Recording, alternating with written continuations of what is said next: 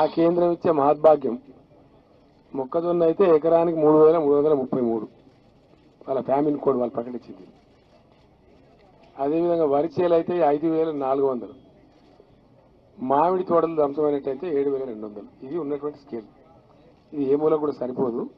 కాబట్టి తెలంగాణ ప్రభుత్వం free current, free water cess కూడా గతంలో ఉన్న బకాయిలు రద్దు చేసి రైతులను అనేక విధాలుగా ఆదుకుంటే ఒక పటిష్టపడి వ్యవసాయం చాలా బాగా జరుగుతుంది. కాబట్టి ఆ స్థితిని ఎట్టి పరిస్థితుల్లో దెబ్బ తీయనియద్దు. కాబట్టి ఇది వ్యవసాయం కమ్ పారిశ్రమ.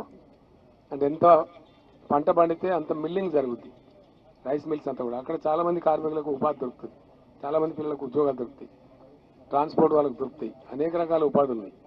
కాబట్టి ఈ రంగాన్ని ఎట్టి పరిస్థితులలో నిర్వీర్యం కానీ రాజీ పడం.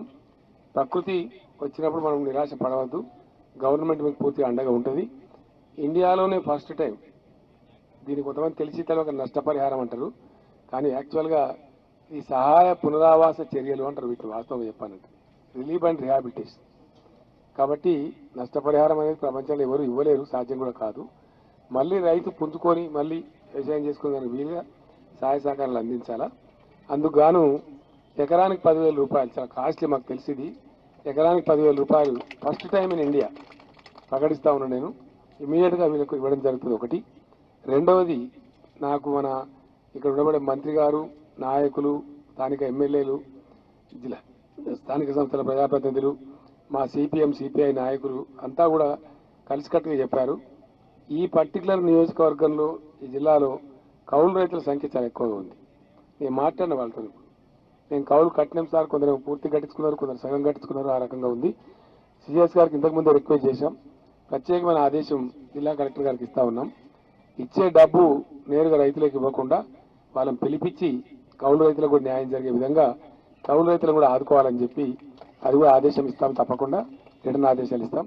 ఆ రకంగా నిజమైన రైతు ఉంటే ఆయనకే వస్తుంది, కౌలు రైతు ఉంటే కౌలు రైతుకు వచ్చే విధంగా. ఎందుకంటే పెట్టుబడి వాళ్ళు పెట్టి మునిగిపోయింది వాళ్ళు, కాబట్టి వాళ్ళకు కూడా డెఫినెట్గా న్యాయం చేస్తాం. ఆ రకంగా ఆదేశాలు కూడా ఇస్తాం.